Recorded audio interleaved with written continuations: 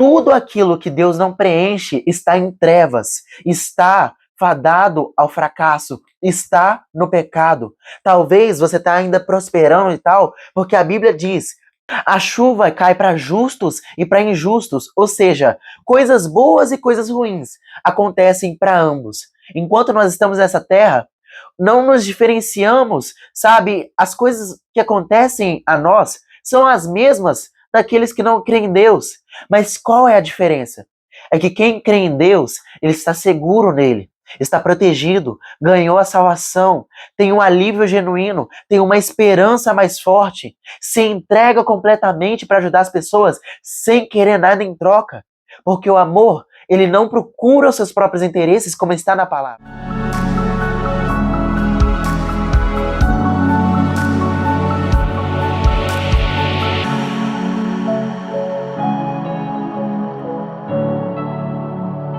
Olá, queridos, graça e paz, meu nome é Pedro Henrique e mais uma vez no vídeo de hoje eu quero estar trazendo para vocês uma mensagem que Deus colocou no meu coração. E o tema da nossa mensagem de quinta-feira, a nossa mensagem de estudo, a nossa mensagem com a nossa série O que está escrito, onde nós só falamos aquilo que está escrito de fato na palavra do Senhor. Essa série, O que está escrito, é simplesmente instrutiva, sabe? O foco aqui é fazer uma leitura sobre a palavra do Senhor, interpretá-la com a ajuda do Espírito Santo e te dar um ensinamento, te dar uma direção para que você possa colocar em prática no seu dia a dia, sabe? Pode ser considerado uma pregação, sim, mas eu considero isso aqui muito mais do que uma aula, entendeu? Onde eu compartilho algumas experiências pessoais minhas e com base na palavra do Senhor, sabe? Algo que Deus ele tem falado comigo na semana e eu acabo compartilhando esse direcionamento que Deus deu para mim, também compartilho com vocês, beleza? Então, entendendo isso, eu tô explicando isso para vocês por quê? Porque Deus ele tem colocado no meu coração de eu fazer outras séries. Só que vocês precisam entender o que cada uma qual é o foco de cada uma, sabe? O dessa é uma instrução prática para o seu dia a dia. Claro, você vai entender quem é Deus, esse é o nosso foco, é estar mais perto de Deus, é te dar um ensinamento prático justamente para você estar mais perto de Deus e você viver uma vida mais leve enquanto nós esperamos o nosso Deus aqui, uma vida mais leve e íntegra, entende? Só que vão ter outras séries, e eu já vou dar um spoiler aqui, se Deus quiser, ele tem colocado no meu coração de fazer uma série agora, que é Quem é o Deus da Bíblia? Onde nós só vamos falar de Deus. O foco lá já vai ser diferente, já vai ser o inverso. Vai ser justamente explicar quem é o nosso Deus, quem é o Deus que nós cremos, entende? Enquanto o foco dessa é uma aplicação prática, o foco de lá é nós entendermos quem é Deus. Mas isso só vai acontecer se Ele quiser. Enquanto isso, vamos para a mensagem de hoje. O tema que Deus colocou no meu coração, como eu já disse, é quem é bom para Deus. E como é que surgiu esse tema? Na realidade, isso não vem de agora, isso já vem de um tempo, sabe? Eu digo pelo menos há 1 mês, há 2 meses no mínimo, onde Deus ele colocou esse tema no meu coração porque conversando com algumas pessoas que não creem em Deus, que não creem no nosso Deus, eu percebi que um dos fortes argumentos delas é: olha, eu não mato ninguém, eu não faço nada de errado, eu só faço bem, eu sou bom, eu sou bom. Essa é uma característica muito forte de uma pessoa que não acredita em Deus ainda e não foi convencida do pecado, da justiça e do juízo pelo Espírito Santo. Porque quando nós conhecemos a Cristo, o Espírito Santo faz esse trabalho de conversão e nós vamos percebendo que, caramba, é só a graça de Deus na nossa vida. Porque se não fosse a misericórdia dele, que coisa boa que eu poderia oferecer para o Senhor e ser aceito, sabe? Você percebe o quão sujo você é, o quão errado, o quanto você faz as coisas, sabe? Por mais que você não mate ninguém, não cometa esses crimes hediondos, sabe? O quanto você machuca e fere Deus cometendo pecado. E para que nós possamos entender o direcionamento de hoje, eu quero já começar a te explicar isso. O que é pecado?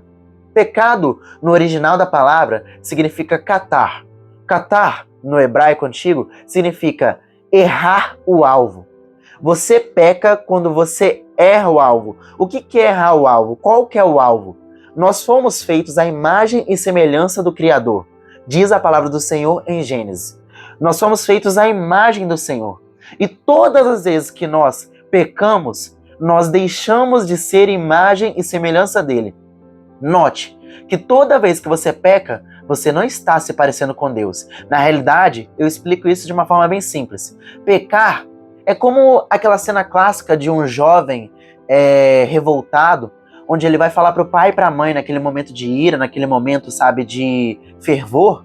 Ele vai falar para o pai e para a mãe: olha, eu sou tudo, menos igual a vocês. Pecar é exatamente isso. É você dizer para Deus com as suas ações, com as suas intenções do seu coração, que você é tudo menos parecido com Ele. E tendo esse entendimento, eu quero explicar isso. E você que ainda não acredita em Deus, olha, eu quero que você saiba de uma coisa: eu não estou te atacando. Eu só quero que você entenda, eu quero ser um instrumento de Deus na sua vida para poder te explicar o que é ser bom de fato diante de Deus. E estudando a palavra do Senhor, Deus ele vem me instruindo a estudar de novo Gênesis, sabe? Primeiro livro da Bíblia. E é uma coisa, aliás, o primeiro livro da Bíblia, onde a gente, coloca, tipo assim, na forma como ela está organizada, né? Nós sabemos que o livro mais antigo e possivelmente o primeiro livro da Bíblia é, no caso, o livro de Jó. Mas, da forma como a Bíblia está organizada, o primeiro livro da Bíblia é Gênesis, escrito por Moisés. Enfim, tirando esse contexto histórico, colocando ele de parte, eu quero que você entenda que eu não estou contra você, pelo contrário. Eu só quero te ajudar a você perceber o porquê que nós queremos tanto que você aceite Jesus Cristo como seu Senhor e você perceba que você precisa dele, sabe? Entenda isso. É como se eu estivesse vivendo algo assim extraordinário. De fato, eu estou vivendo. E eu não quero que você fique de fora. E o Espírito Santo me conduz a compartilhar com você agora o quanto Deus é bom e o quanto você precisa dele para que você não fique de fora, sabe? Eu não quero que você faça como alguns que... Aliás, eu não quero é modo de falar, tá? Cada um faz a sua vida da forma como quer. Mas eu, por te amar, eu não desejo para você que você faça como alguns que colocam sua vida numa aposta ruim, onde eles falam: eu acho que a gente vai ter que ver. Tipo assim, se Deus existe, a gente vê no fim. Isso é uma aposta muito ruim, meu irmão. Isso é uma aposta muito ruim, porque se Deus existe e você não acredita nele, você não entregou sua vida para ele, o seu destino não é outro a não ser o inferno. O que é inferno? A separação eterna de Deus. Você está dizendo para Deus, quando você fala uma coisa dessa, que olha, eu não te quero. É literalmente isso. E Deus não vai te forçar a você estar na presença dele eternamente, porque Deus é amor. Por acaso seria amor eu forçar você, mesmo você não querendo, a me amar? Isso não seria amor. E Deus te deu a capacidade de escolher, e é por isso que eu estou aqui hoje, para te ensinar e para te ajudar a você fazer uma boa escolha na sua vida. Não escolha colocar a sua vida, o seu destino, numa aposta ruim, como se fosse simplesmente uma coisa de loteria. Você dá tanto valor para outras coisas materiais, por que você não vai dar valor a algo que diz respeito à sua eternidade? A nossa vida passa muito depressa, e não só a nossa eternidade, mas a possibilidade de viver uma vida mais leve hoje, agora, uma vida completa hoje. Porque a promessa de Deus não é só pro depois, é pro agora. Jesus Cristo, ele fala: eu vim para que tenham vida, e vida em abundância. Só uma pausa aqui, pessoal, porque eu tô um pouco gripado. Tomar um chazinho.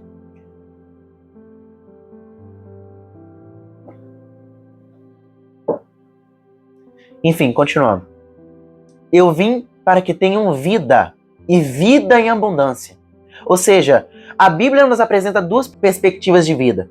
Uma que é a vida eterna, ou seja, para onde nós vamos, e outra para agora, uma vida em abundância, ou seja, o agora. Então eu não quero que você fique de fora disso. E para que você possa entender quem é bom de fato, o que é ser bom diante de Deus, Deus ele me conduziu a ler Gênesis capítulo 4.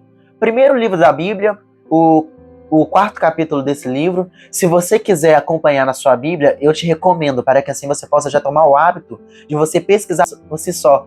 Até porque, eu te dou um conselho: não acredite em mim.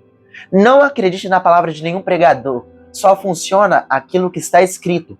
Só funciona aquilo que está na palavra. E é por isso que o nome dessa série é O que está escrito. Depois que você ouvir, se você quiser, se você estiver acessível a ouvir aquilo que eu tenho para te ensinar hoje, se você quiser, vá na sua Bíblia, eu te incentivo a você fazer isso. Vá na Bíblia, tem Bíblia online hoje em dia, e procure Gênesis capítulo 4. E você vai entender aquilo que eu estou te falando. Eu não estou te falando nada que não esteja na Bíblia, ok? Então, vamos lá. Se você não puder agora acompanhar na sua Bíblia, pode acompanhar aqui nas legendas que eu vou estar deixando aqui no vídeo, beleza? Então vamos lá. Gênesis capítulo 4, Caim e Abel, os filhos de Adão e Eva.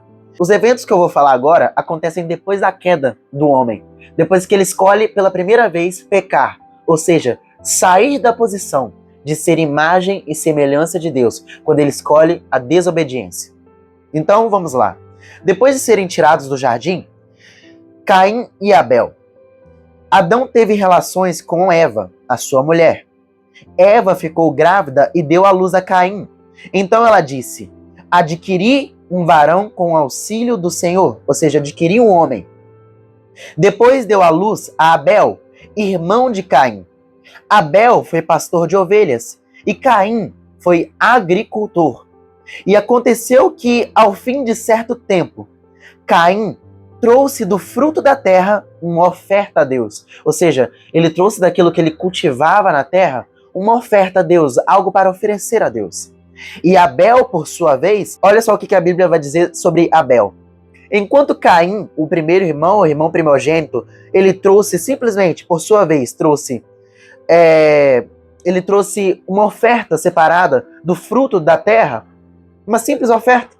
Abel, por sua vez, ele fez o seguinte: ele trouxe das primícias do seu rebanho e da gordura desse, ou seja, as primícias significa primeiro, a primeira parte. Primícia significa isso, a primeira parte de uma certa porcentagem. Ou seja, o melhor. Ele estava oferecendo o melhor a Deus. E ele levou ao Senhor. E o Senhor se agradou de Abel e de sua oferta. Mas de Caim e de sua oferta não se agradou. E Caim ficou muito irado e fechou a cara. Então o Senhor, imagina Deus te falar face a face com você, ele falar com você e te perguntar o motivo de você estar triste com ele. Olha só. Então o Senhor lhe disse: por que você ainda está tão irritado? E por que essa cara fechada? E Jesus, ele vai questionar, e Jesus está certo. E Deus, ele vai questionar a Caim. Se por acaso, se você fizer o que é certo, não é verdade que você também será aceito? Mas se não fizer o que é certo, eis que o pecado está à porta. E a sua espera, ou seja, o pecado está à porta, está à sua espreita em outras traduções, e está à sua espera. O desejo dele será contra você, ou seja, ele vai vir contra você. Mas é necessário que você o domine. Ou seja, o que nós vemos aqui? Dois irmãos criados pelos mesmos pais, criados da mesma forma, só que com vocações diferentes. Enquanto Caim lavrava a terra, ele cultivava a terra, o seu irmão Abel, ele era pastor de ovelhas e cuidava dessas ovelhas. Enquanto Caim ofereceu de qualquer forma uma oferta, Abel, ele se preocupou em dar das primícias, ou seja, a primeira parte, a melhor. E a Bíblia fala da gordura, ou seja, fartura, algo bom, algo vistoso, algo forte. Porém, eu quero que você entenda uma coisa. Deus precisa, por acaso, de sacrifícios? O próprio Deus vai falar através dos seus profetas. Por acaso eu me alimento de carne de animais para que vocês venham oferecer a mim? Mas isso, Deus, ele não está falando que é desprezível a oferta das pessoas. Ele está falando uma coisa e está dando um segredo aqui. Que o que importa não é aquilo que você faz, é o porquê você faz, é como você faz, é a sua motivação. Porque isso vai demonstrar bem forte quem é você. Esse é o problema, meu irmão. Você que ainda não acredita em Deus e você fala: ah, mas eu sou bom. Eu não mato, eu não fumo, eu cuido das pessoas, eu procuro fazer o meu melhor. E de fato, talvez você procure, eu não duvido. Mas entenda uma coisa, a sua atitude só é completa conforme a sua intenção genuína. E a sua intenção perfeita, você até pode falar: ah, mas eu faço sem nada em troca. Será? Porque cada ação do ser humano, muitas vezes ela demonstra, ela aponta para uma necessidade. Às vezes você está fazendo o que é bom por uma necessidade de aceitação. Às vezes você tá fazendo o que é bom por uma dor que você está passando e você está buscando alívio emocional, alívio físico, através de você fazer o bem. Entende? Às vezes você está fazendo o bem por um reconhecimento. Às vezes você faz aquilo que foi ensinado pelos seus pais, eticamente falando, justamente por isso, porque foi ensinado e na sua cabeça não faz sentido fazer diferente. Mas lá está. Porque você não é frio, nem quente, e és morno, vomitar-te-ei da minha boca, diz o Senhor. Se você não entregar por completo, e aqui quando eu entendo que a Bíblia, quando ela fala que Abel entregou o seu melhor, ela não está falando simplesmente de uma oferta, de um sacrifício. Ela está falando que Abel, ele entregava o seu melhor, ele entregava tudo a Deus. Se você não se entregar por completo e não permitir que Deus te preencha por completo, as suas intenções nunca serão puras, nunca serão completas. Você estará vazio, por mais que você faça obras. A salvação, ela não é comprada por obras, ela é ganha mediante ao reconhecimento do sacrifício que Jesus Cristo fez por nós. Entende? Você tem que reconhecer que você não é bom na realidade. Você não é, meu irmão. Bom é aquilo que Deus determina que é bom.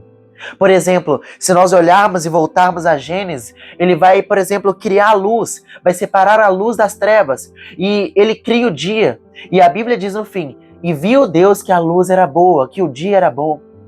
Tudo aquilo que Deus não preenche está em trevas, está fadado ao fracasso, está no pecado.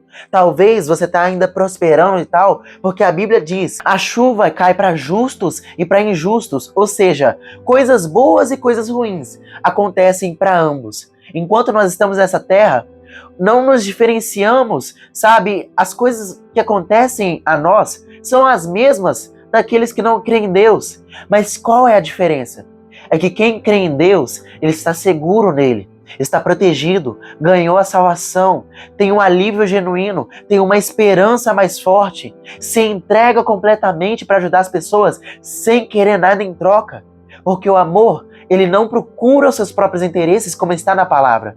E esse amor que a palavra diz em Romanos capítulo 13, está falando de Jesus Cristo.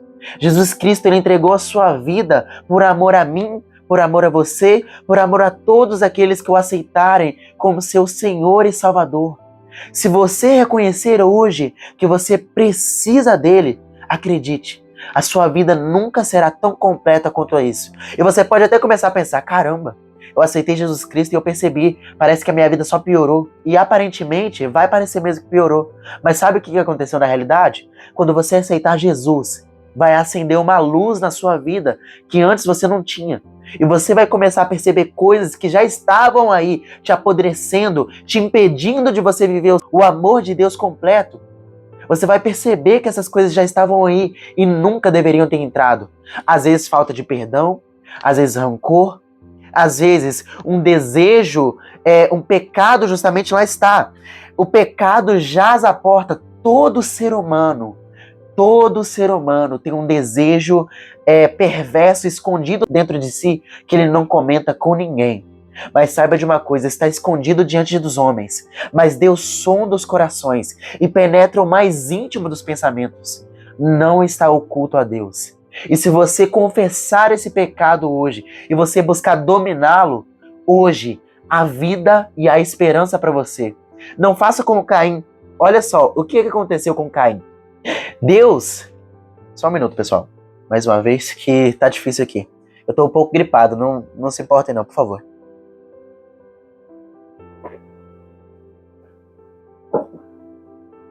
O que vai acontecer aqui?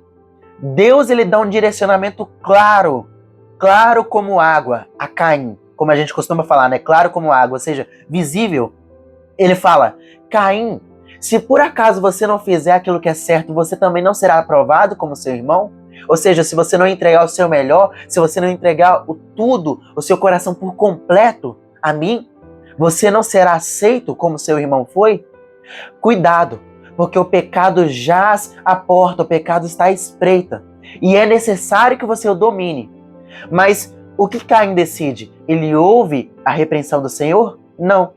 E olha só o que é que acontece. Por causa que um homem não escolheu dominar o pecado que estava à sua porta, porque um homem não resolveu reconhecer que era pecador e merecia o inferno, porque um homem não resolveu se corrigir, entregar o seu melhor a Deus, ele cometeu o primeiro homicídio da história da humanidade. E a Bíblia diz que Caim fez o seguinte: Caim disse a Abel, seu irmão, vamos ao campo. E estando eles no campo, Caim se levantou contra Abel, o seu irmão, e o matou. Olha só que coisa terrível. Se você não escolher hoje voltar o seu coração para Deus, o pecado que você sabe qual é, você não precisa colocar aqui nos comentários, você sabe exatamente qual é o pecado que está na sua mente. Seja uma imoralidade sexual, seja mentira, porque mentira é pecado, seja inveja, seja um coração pronto a planejar coisas ruins contra as pessoas, o que for, sabe? Aquilo que tira o foco do Senhor é pecado, entende? Então, se você não confessar isso a Deus, e se você não corrigir os seus caminhos, se arrepender e voltar para os caminhos do Senhor, esse pecado vai ser exposto a todos. E olha só o que o Senhor vai dizer. E o Senhor disse a Caim, ele vai vir questioná-lo, a conta vai chegar no fim. Onde está Abel, seu irmão? E ele respondeu, olha só o que Caim vai responder, com sarcasmo diante de Deus. Não sei, por acaso eu sou o guardador do meu irmão? Ou seja, está virado. E o Senhor disse, o que foi que você fez? A voz do sangue do seu irmão clama a terra a mim. E agora você é maldito sobre a terra, cuja boca se abriu para receber da sua mão o sangue do seu irmão. Olha só que coisa ruim. Quando você cultivar o solo, ele não lhe dará a sua força, ou seja, você não vai colher nada. Você será fugitivo e errante pela terra, ou seja, você não vai ter direção, você não vai ter destino. O meu castigo é tão grande que eu não poderei suportá-lo, Caim vai dizer ao Senhor. E eis que hoje me expulsas da face da terra, e da tua presença terei de me esconder. Serei fugitivo e errante pela terra. Quem se encontrar comigo me matará. Mas o Senhor disse, não. E se alguém matar Caim, será vingado 7 vezes. E o Senhor pôs um sinal a Caim, para que quem viesse a encontrá-lo não matasse. E Caim se retirou da presença do Senhor e habitou na terra de Nod, a leste do Éden. E assim termina a história de Caim, depois vai falar dos descendentes dele. Mas olha só que história triste, porque ele não escolheu entregar, se reconciliar com Deus, porque ele não escolheu se entregar por completo. Ele pecou e matou seu irmão. E você pode estar falando, mas isso é muito drástico, eu não vou matar ninguém. Será? Porque é aquilo, a lei não pune. A nossa lei humana, ela é falha. Ela pune agora o homicídio. Mas muitas vezes a lei não pune aquilo que só Deus vê. Que é, por exemplo, violência psicológica, por mais que hoje seja muito falado. Mas você vê que a justiça em si muitas vezes é falha. A lei não pune aquilo que você pode fazer, por exemplo, traições, inveja. A lei dos homens não pune nada disso. Você não vai ser morto por isso, sabe? Diante dos homens. Você não vai ter que pagar muito diante dos homens. Mas diante de Deus você vai. Porque você está escolhendo pecar. E o que é pecar? Sair da imagem e semelhança de Deus. Mais uma vez. Deus inveja? Deus cobiça? Deus maltrata? Não. Deus corrige seus filhos. Deus ele não expôs o pecado de Caim. Deus ele marcou Caim para que ninguém o matasse. Olha a misericórdia do Senhor aqui, mesmo para aquele que o rejeitou. E Deus, eu acredito que está te sendo misericordioso com você hoje também. Ele não vai colocar uma marca na sua testa hoje, não é necessário. Mas hoje, se você quiser receber, você pode receber o selo do Espírito Santo na sua vida. Se você entregar a sua vida a Jesus Cristo como seu único e suficiente Senhor, e reconhecer que você é falho e precisa entregar-se por completo a Deus hoje, você pode receber a salvação. Se você confessar a Cristo que você precisa dele, confessar os seus pecados e se arrepender, ou seja, trilhar um caminho diferente, hoje é a vida para você. E você pode ser completo hoje, se você quiser aceitar. Para aqueles que querem aceitar, hoje eu estou oferecendo essa oportunidade. Eu te peço uma coisa, coloque a mão no seu coração e repita essa oração de profissão de fé comigo. E depois escreva nos comentários por quê. A Bíblia diz que se nós confessarmos Jesus como nosso único e suficiente Senhor diante dos homens, Ele pega o nosso nome e também confessa para o Pai e fala, olha só, esse está selado pelo meu sangue. Esse eu comprei com meu sacrifício. Porém, se você se envergonhar dele, Cristo não vai falar do seu nome para o Pai. Então é por isso que você precisa escrever aqui nos comentários também. Pode ser? Então fecha seus olhos e repita comigo essa oração de profissão de fé. Senhor, meu Deus e eterno Pai, Deus Todo-Poderoso, Criador dos céus e da terra. Senhor, hoje, repita a partir de agora, Senhor, hoje eu reconheço que preciso de Ti na minha vida. Eu reconheço, meu Pai, que eu sou pecador, que meu destino era o inferno, mas porque o Teu amor é grande, a Tua graça, mediante ao sacrifício de Cristo, naquela cruz, me salvou. Eu te peço, por favor, tenha misericórdia de mim. Eu me arrependo dos meus pecados e eu declaro que para lá eu não volto mais. Eu vou fazer o meu melhor para viver em santidade. Escreve meu nome no livro da vida, onde ninguém pode apagar. Eu sou teu filho e eu te aceito como meu Senhor e único e suficiente Salvador, Jesus Cristo. Amém. Deus abençoe a sua vida, Deus abençoe a sua casa. Se você tomou essa decisão, não esqueça de escrever aqui nos comentários. Procure, como eu sempre, depois de fazer essa oração, eu sempre falo isso.